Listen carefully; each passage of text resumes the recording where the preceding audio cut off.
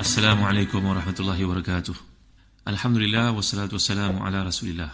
Innal hamdalillah nahmaduhu wa nasta'inuhu wa nastahdihi wa nastaghfiruh wa natubu ilayhi wa natawakkalu alayhi wa na'udzu billahi min shururi anfusina wa sayyiati a'malina.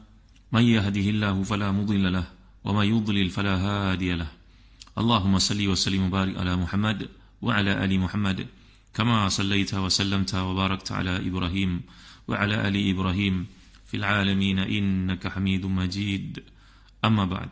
Firman Allah SWT dalam ayat ke-22 23 surah Rum, A'udzu billahi minasyaitonir rajim. Wa min ayatihi khalqus samawati wal ard wa ikhtilafu alsinatikum wa alwanikum inna fi dhalika laayatin lil alamin. Wa min ayatihi manamukum bil laili wan nahari wa ibtigha'ukum min fadlihi inna fi dhalika laayatin liqaumin yasma'un. Sadaqallahul azim. Dan di antara tanda-tanda kekuasaannya adalah menciptakan langit dan bumi serta berlainannya bahasamu dan warna kulitmu. Sungguhnya pada demikian itu benar-benar terdapat tanda-tanda bagi orang yang mengetahui. Dan di antara tanda-tanda kekuasaannya adalah tidurmu di waktu malam dan siang hari dan usahamu mencari sebahagian dari kurnianya. Sungguhnya pada demikian itu benar-benar terdapat tanda-tanda bagi kaum yang mendengarkan. Ini merupakan himpunan nikmat Allah yang Allah kemukakan lagi, bahawa sebenarnya penciptaan langit dan bumi, maksudnya penciptaan langit yang semikian dengan bumi keluasannya ibarat satu hamparan, kemudian bintang-bintang yang beredar, sistem yang terbentuk daripada bumi dan langit ini dengan gunung, lautan, padang pasir, haiwan, pokok-pokok, dan juga perbezaan lidah-lidah kamu, cara bertutur kamu. Ada yang bercakap bahasa Arab, ada bercakap bahasa Melayu, bahasa Inggeris, bahasa French, ada yang bercakap bahasa Barbar, macam-macam bahasa yang ada. Maka tidak ada yang mengajar kepada mereka ni kecuali Allah SWT. Jadi di antara tafsiran menarik oleh Syekh Muhammad Abdul berkaitan dengan fenomena bahasa ni, kata beliau, bila Allah menyatakan pada penciptaan Adam ketika para malaikat mempersoalkannya itu, maka Allah menjelaskan wa'allama Adam al-asma' kullah. Allah mengajar kepada Nabi Adam itu asma', nama-nama segala-galanya. Salah satu maksud nama al-asma' itu adalah lugat sebenarnya. Lugat iaitu bahasa-bahasa. Sebab itu kata beliau, kalau setengah-setengah keadaan membolehkan seorang itu bercakap bahasa yang bukan bahasa dia. Umpamanya orang dalam keadaan kerasukan, tiba-tiba dia cakap bahasa Siam contohnya, atau dia cakap bahasa Amerika, ataupun dia bercakap bahasa Hindu, ataupun dia cakap bahasa, sedangkan bahasa itu dia tak pernah belajar pun. Jadi berarti ada satu switch dalam chipnya yang di-switchkan kepada itu, membolehkan dia bercakap bahasa-bahasa lain. Maka lahirnya anak itu di mana tempat dalam benua di muka bumi ini, maka dia akan bercakap mengikut bahasa tempatan yang diduduk, menunjukkan bahawa bahasa juga ciptaan Allah SWT. Kemudian menjelaskan lagi tentang warna kulit manusia yang berbeza. Seluruh penduduk bumi ini, bahkan daripada mula-mula diciptakan Adam, mereka memiliki warna kulit beza-beza, seperti yang telah saya huraikan hadis mana Nabi menerangkan, Innallaha azza wa jal khalaqa Adam min qabdatihi qabadaha min jami'il ard faja'a banu Adam ala qadril ard ja'a minhumul abyad wal ahmar wal aswad wa baina dhalika wal khabith wal tayyib wal sahal wal hazan wa baina dhalik. Allah telah menjadikan Nabi Adam ni daripada tanah segenap permukaan bumi. Ada yang namanya warna hitam, warna coklat, warna merah, warna putih. Maka dengan sebab itu, daripada likatnya tanah itu ataupun sifatnya membentuk peribadi manusia dengan campuran sifat-sifat khabith ke, tayyib ke, sahal ke, senang berurusan ke, payah ke, seorang yang lekit ke bila tak mau bayar hutang dan sebagainya. Sifat-sifat ini memang ada pada manusia kerana berasal daripada tanah itu sendiri dalam penciptaan, seperti hadis Ahmad, Tirmizi dan juga Abu Daud. Maka untuk kita memahami perkara ini, antara nikmat yang Allah gambarkan, masih lagi ayat ni menghuraikan tentang bukti-bukti keesaan Allah SWT. Ada persamaan antara lelaki dengan langit, wanita dengan bumi. Dari langit hujan turun, ditampung oleh bumi, sehingga lahirnya pokok-pokok. Demikian juga pasangan suami isteri, pasangan manusia ni. Jadi dengan adanya perhubungan lelaki dengan perempuan, maka lahirlah anak-anak. Begitu kefahaman satu persatu maksud yang dikemukakan oleh Quran, bagaimana keserasian yang wujud di antara ayat-ayat ini untuk diperhatikan. Jadi ayat ni menyatakan, dan juga di antara tanda kuasaan Allah, keesaannya penciptaan langit yang bertingkat-tingkat dan bumi. Kita pun faham ketika Nabi SAW melalui peristiwa Al-Isra' wal Mi'raj, bahawa Nabi melalui langit yang berlapis-lapis itu dan menemui Nabi-Nabi yang berbagai di setiap lapisan. Jadi sistem yang sangat teliti, rapi, keserasian ini semua, kamu dapat mengetahui tanda-tanda kuasaan Allah dengan pengamatan yang disuruh untuk kamu lihat ni tadi. Perbezaan lidah kamu, walaupun perbezaan yang dimaksudkan di sini bukan perbezaan ciptaannya, sama je manusia semua ada alis, ada hidung, cuma Allah menjadikan penciptaannya itu berbeza. Dalam tafsir Ta'wilatul Quran mengatakan ka'annahu yaqulu fi khalqi ikhtilafi alsinatikum ayatuhu kazalik lianna al-alsun bihaitsu khilqatul alsun ghairu mukhtalifatin walakin inma takhtalif bihaitsu nutuq wa takallum biha. Jadi penciptaan manusia ni tak ada banyak beza pun. Kalau beza pun pada hidungnya, pada matanya, pada tingginya, pada kulitnya, pada rambutnya, warnanya. Tapi penciptaan itu samalah, hidung-hidung lah, lidah-lidah lah. Yang bezakannya pada apa yang keluar dari mulut itu dengan maksudnya suara itu. Maka penciptaan yang sedemikian sepatutnya melahirkan diri manusia apa yang dimaksudkan sebagai al-alimin. Maknanya apa yang dimaksudkan perbezaan di sini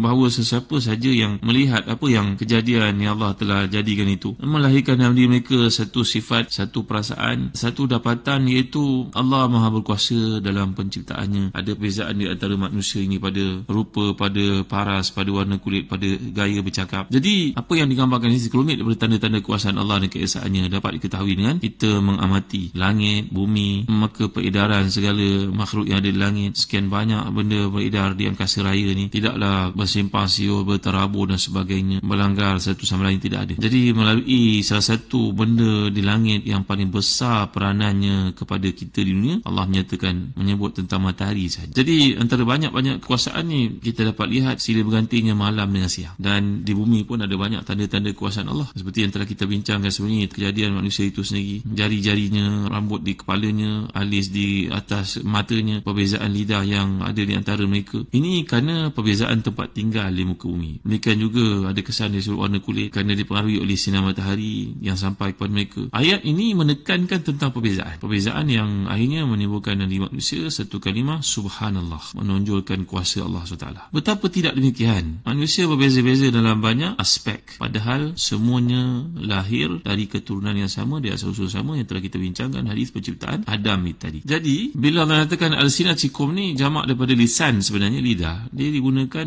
dalam maksud bahasa ataupun suara. Jadi penelitian yang terakhir menunjukkan bahawa tak ada seorang pun yang memiliki suara yang sepenuhnya sama dengan orang lain. Samalah juga dengan jari. Jadi bila Allah menyatakan nusawiya banana, kami boleh menyamakan jari kalau kami nak, rupanya bukan setakat jari yang tidak sama, suara pun berbeza. Tidak ada seorang manusia pun boleh duplikat suara orang lain. Dia boleh meniru tapi tidak akan sama. Sebab itu ayat ni ditutup tuan-tuan dengan perkataan lil alimin, iaitu dalam pengetahuannya. Kamu kalau tak berfikir dalam pun, orang yang mempunyai ilmu sedikit pun, percikan ilmu dalam dirinya pun, sedikit idea yang timbul pun, dia sudah dapat melihat perbezaan itu berlaku. Ini duduk satu tempat, ini bangsa Cina, warna kulit lain, rupanya lain, ini bangsa India, ini bangsa Melayu. Maka budak kecil yang belum memasuki sesi persekolahan pun akan dapat melihat ini bangsa nampaknya berlainan daripada yang itu. Maka perbezaan warna kulit, perbezaan pertuturan, ini pun sudah cukup jelas disedari, diketahui setiap orang. Itu sebab di hujung ayat ini Allah menyatakan ini merupakan tanda-tanda bagi orang yang lil alimin. Maknanya inna fi dzalika la ayati lil alimin. Ini menjadi satu bukti kekuasaan Allah yang mana mereka yang tidak berpendidikan tinggi pun dapat menyedari perbezaan yang berlaku itu. Tentu ada satu faktor di sebaliknya, tentu ada yang menyusun aturnya begitu. Ini tidak memerlukan kepada proses berfikir seperti yang kita gambarkan sebelum ini, iaitu perhubungan suami isteri, yang mana dengan kompleksitinya, dengan anak-anaknya, dengan kasih sayang yang timbulnya, dengan isu berkaitan dengan kekeluargaannya, maka itu lebih kompleks sebanding dengan perkara yang digambarkan sekarang, iaitu nikmat adanya malam siang, nikmat adanya perbezaan bahasa, bangsa dan sebagainya. Seterusnya dalam ayat ini Allah menggambarkan wa min ayatihi manamukum bilaili wan nahar wabtigha'ukum min fadli inna fi dzalika la ayati liqaumin yasma'un. Antara tanda-tanda kuasanya lagi tidur kamu pada waktu malam dan usaha kamu mencari rezeki sebagian daripada kurniaannya. Sungguhnya pada demikian itu benar-benar dapat bukti bagi kaum yang mendengar. Jadi penciptaan langit dan bumi dengan sistem yang ditetapkan melahirkan malam dengan siang. Antara tanda kekuasaannya lagi berkaitan malam adalah kamu tidur dan siang kamu bekerja. Namun tidak menafikan ada di antara manusia yang bekerja pada waktu malam dan tidur pada waktu siang. Tapi al-aghlabnya bahawa kebiasaannya, lumrahnya, normalnya manusia tidur pada waktu malam dan bekerja pada siang hari ini. Jadi ada sebagian ulama yang mentafsirkan ayat ini mengatakan di antara tanda-tandanya lagi tidur kamu pada waktu malam dan usaha kamu untuk mencari rezeki pada waktu siang. Ini banyaklah disebut dalam ayat-ayat lain. Contohnya surat Naba pun pernah kita bincangkan, waja'an laila subata waja'an nahara ma'asha. Siang merupakan waktu untuk bekerja dan malam merupakan waktu subat, tidur. Memanglah secara umum malam ni untuk tidur, siang untuk bekerja. Tapi tidaklah sentiasa sedemikian. Tidak ada halanganlah untuk kita memahami ayat ni untuk menggambarkan bahawa siang ke malam ke mereka tidur dan mencari rezeki mengikut kepada keperluan masing-masing. Memang ada orang yang pekerjaannya lebih banyak pada waktu malam banding waktu siang. Seperti yang saya saya gambarkan tadi. Jadi bila Allah menyebut perkataan fadlih, iaitu kelebihan ni kalau sebut perkataan fadlun ni berarti kelebihan dari kadar yang diperlukan, sebagaimana dalam erti pemberian, kerana pemberian adalah satu yang melebihi keperluan. Jadi anugerah Allah ni dinamakan sebagai fadlun kerana dia tidak memerlukannya, bahkan dia tidak memerlukan apa pun. Dari sudut lain, siapa yang bekerja siang, malam, tak kisahlah waktunya, maka kerjanya itu akan dapat dibalas ataupun dinilai ataupun di reward, maka dia mendapatlah apa yang diusahakan itu lebih daripada keperluannya yang Allah peruntukkan. Perlu diingat, sampai dah waktu sekarang ni, para ilmuwan yang mengkaji belum dapat mengetahui proses tidur, bagaimana itu terjadi, apakah hakikat tidur itu sendiri, mimpi yang dilalui. Tak ada siapa dapat menerangkannya. Mereka membuat kajian, melihat klimaks tidur pada waktu bila, keseronokan yang berlaku waktu ditidur itu tang mana. Kerana ini adalah satu nikmat yang Allah jadikan dalam kehidupan, bahawa tidur merupakan satu lagi bukti kuasa Allah yang memerlukan banyak penelitian untuk mengetahui hakikatnya. Sebab itu di hujung ayat Allah menyebut dalam konteks ini, inna fi dzalika laayatin liqaumi yasma'un.